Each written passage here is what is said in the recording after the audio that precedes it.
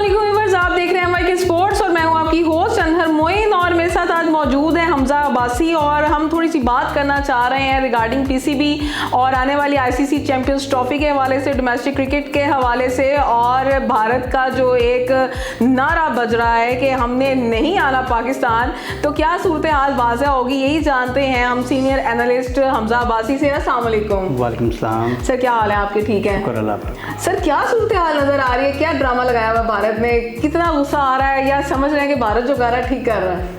सबसे पहले तो देखें, भारत जो है वो शुरू से ही उसकी यही स्ट्रेटजी रही है कि पॉलिटिक्स को लेके क्रिकेट में आता रहा है। अब देखें कि भारत ने जो भारतीय साबिक क्रिकेटर हैं हरभजन सिंह, उन्होंने रिसेंटली स्टेटमेंट दिया कि भाई भारत जो है वो पाकिस्तान खेलने के लिए नहीं जाएगा। लेकिन जो राजीव शुक्ला हैं उन्होंने ये स्टेटमेंट दिया, जी हम जो अपनी गवर्नमेंट है, जो अपने प्राइम मिनिस्टर नरेंद्र मोदी, उनकी इजाज़त का इंतज़ार कर रहे हैं कि वो हमें इजाज़त दें और हम इस चीज़ को ऑफिशियली अनाउंस करें कि भाई हमने पाकिस्तान खेलने के लिए जाना है। और देखेंगे पाकिस्तान के लोग भारतीय क्रिकेट टीम के प्लेयर से, अब विराट कोहली देखे पूरी दुनिया में जाकर परफॉर्म करते हैं, वो यहाँ पर उनको आई विटनेस लाइव देखना चाहते हैं खेलते हुए। और पाकिस्तान कौम उनसे बहुत प्यार करती है। यूनुस खान साहब ने भी स्टेटमेंट दी, शाहिद आफरीदी ने भी कहा कि भैया पाकिस्तान आए, आपको उस भारत से ज़्यादा प्यार यहाँ पर मिलेगा। लेकिन हमने शुरू से ही देखा, जो जे शाह जो बीसीसीआई के प्रेसिडेंट हैं, उनकी भी यही स्ट्रेटजी है कि हमने पाकिस्तान खेलने के लिए नहीं जाना। लेकिन रिसेंटली जो एसीसी के इजलास में ये अनाउंस हुआ है कि जो Asia cup next year Bharat में होने जा रहा है, अगर ये खेलने नहीं आते पाकिस्तान में, तो 26 का जो T20 वर्ल्ड कप है वो भी श्रीलंका और भारत के पास मेजबानी है। अगर ये नहीं जाते तो फिर जो पाकिस्तान क्रिकेट बोर्ड की मैनेजमेंट कमेटी के सरबराह मोहसिन नकवी हैं, उनके पास 2 वजारतें, वजीर खारजा भी हैं, पाकिस्तान क्रिकेट बोर्ड के चेयरमैन भी हैं। उनके पास ये सबसे बड़ी असाइनमेंट है कि भाई भारतीय टीम को लेकर कैसे आना है। और उन्होंने आईसीसी से स्ट्रेट फॉरवर्ड कहा है कि अगर आपकी टीम पाकिस्तान खेलने के लिए नहीं आती तो हम भी एशिया कप और वर्ल्ड कप के लिए ट्रैवल नहीं करेंगे।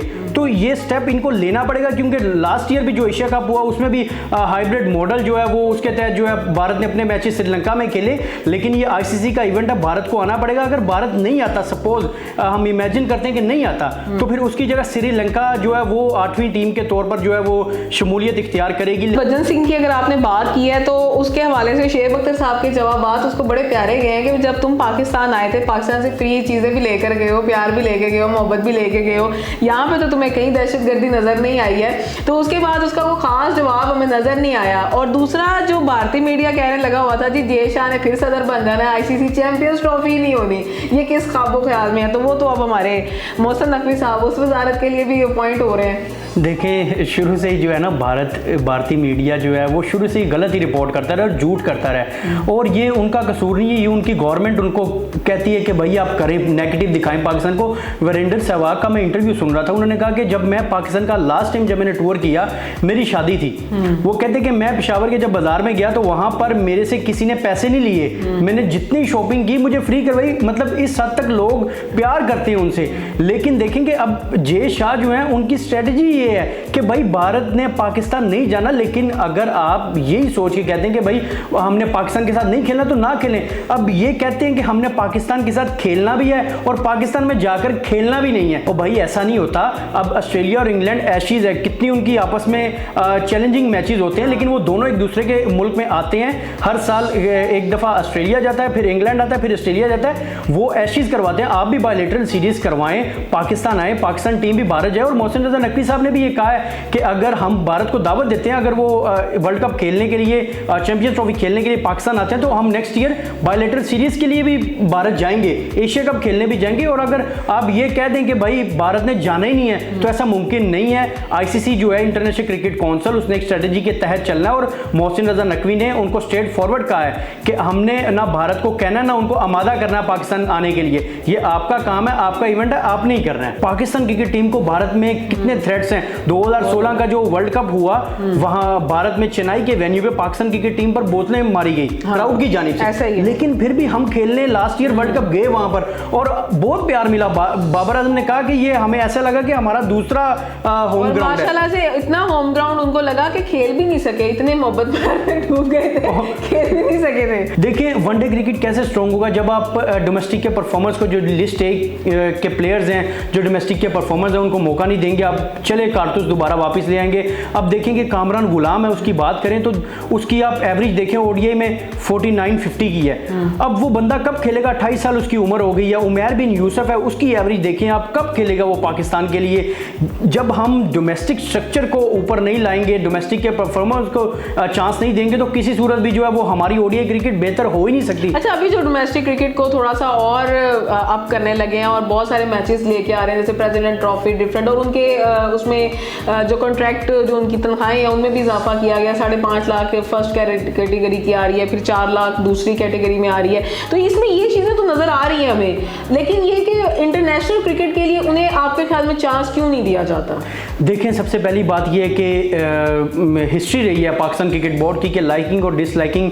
अब वकार यूनुस साहब को चौथी मरतबा मौका दिया गया है। 2010-11 में भी वो टीम के साथ रहे हैं, 2015 में भी रहे हैं, 19 में भी बॉलिंग कोच के तौर पे वो आए हैं। लेकिन आज जब उन्होंने प्रेस कॉन्फ्रेंस करने के लिए वो मोहसिन नकवी के साथ आए तो एक सवाल भी हुआ वहाँ से, सहाफ़ी ने सवाल किया कि हम शुरू से देखते आ रहे हैं कि यहाँ पर लाइकिंग और डिसलाइकिंग, बेशक आप बोलें या ना बोलें, हमें पता है कि क्या हिस्ट्री रही है।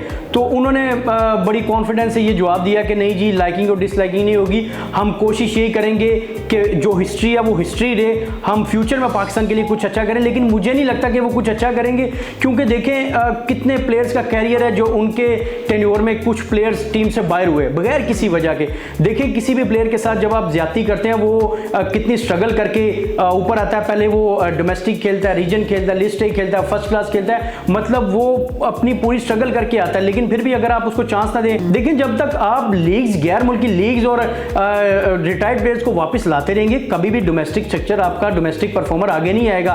भारत की टीम क्यों स्ट्रॉन्ग है, भारत के किसी भी प्लेयर का आप डोमेस्टिक जो स्टैट्स हैं वो उठा के देखें, उनके 50-50, 60-60 डोमेस्टिक के मैचेस होंगे, वो वहां पर परफॉर्म करेंगे। तो अल्टरनेट टीम ही नहीं है ना, हमने तो अल्टरनेट टीम तैयार ही नहीं की हुई, हमारे पास अल्टरनेट चॉइस ही नहीं है, होगी कैसे? अब देखें, हमने बांग्लादेश के खिलाफ टेस्ट सीरीज खेलनी है, 21 अगस्त को जो है पहला रावलपिंडी में टेस्ट खेला जाना है। हमें चाहिए कि भाई 3-4 जो नए लड़के हैं डोमेस्टिक के परफॉर्मर, उनको मौका दें, होम ग्राउंड है, इसका एज है, इनको मौका दें ताकि उनका पता चले कि वो अभी किस लेवल पर हैं। डोमेस्टिक में तो वो परफॉर्म कर रहे हैं। नवीद अकरम चीमा साहब के दौर में देखें टीम का एक माहौल जो था ना वो सेट था, लेकिन वहाब रियाज के जो टेन्योर है 6-8 माह का, इसमें हमने देखा कि जो कोच गैरी क्रिस्टन थे उन्होंने भी शिकायत की है कि भाई कुछ प्लेयर्स, अब मैं उनका नाम नहीं लूंगा, कि कुछ प्लेयर्स हैं जिनका रवैया हमारे साथ ठीक नहीं था, उनको किसी चीज से रोकते थे, वो कहते थे नहीं जी हमने करनी, और वहाब रियाज साहब उनको बैक करते थे, कोच को बैक नहीं थे करते, उनको करते थे।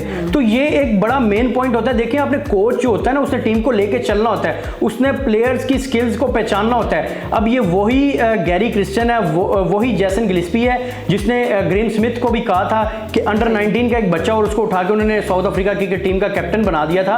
वो कोच को नजर आ जाता है कि इसमें जो कैप्टन की स्किल्स हैं वो इसमें मौजूद हैं। अब आप देखेंगे नवीद अकरम चीमा साहब आएंगे, वो आके इंडिपेंडेंट काम नहीं कर सकते। क्यों?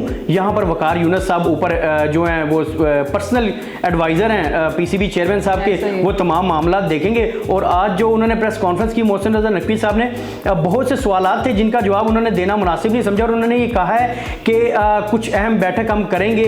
वकार यूनुस साहब को इसीलिए मुंतखब किया गया कि वो आपके साथ बैठेंगे और आपके सवालों के जवाब देंगे। देखिए पाकिस्तान क्रिकेट बोर्ड के चेयरमैन आप हैं, ये 25 करोड़ आबादी का मुल्क है, तमाम लोगों के दिलों की धड़कनें इस टीम के साथ चलती हैं। अब आप देखें जब मैचेस होते हैं तो लोग अपना टाइम निकाल के, सबसे कीमती चीज टाइम तो निकालते हैं, साथ में तस्बीह और जानमाज़े भी निकाल लेते हैं, जानमाज़े भी निकाल लेते हैं। और मैं कहता हूं कि हम देखते हैं कि लोग अपने घरों के टीवी तोड़ देते हैं कि पाकिस्तान टीम हार गई, लेकिन फिर हम जब सवाल, देखिए सवाल करना हमारा राइट है। आप जब जा रहे हैं खेलने के लिए, आपकी परफॉर्मेंस वैसी नहीं है, क्यों नहीं है? भारत भी तो जा रहा है, ऑस्ट्रेलिया भी तो जा रहा है, न्यूजीलैंड भी जा रहा है। इमरान खान साहब 83 में कैप्टन थे, वर्ल्ड कप नहीं जीत सके, 87 में थे, नहीं जीत सके, 92 में उन्होंने वर्ल्ड कप जितवाया। बाबर को आप चांसेस दें, ये नहीं कि आप देखें शाहीन को अपने कप्तानी से हटाया। ये तो बात आई है सामने कि बाबर आजम के हवाले से कि हम जो अपने लेजेंड्स होते हैं या अपने हीरोज होते हैं ना, उनको फटाफट स्ट्रेटेजिकल कर देते हैं। आपके साथ एक्सपीरियंस प्लेयर्स मौजूद होने चाहिए। क्यों?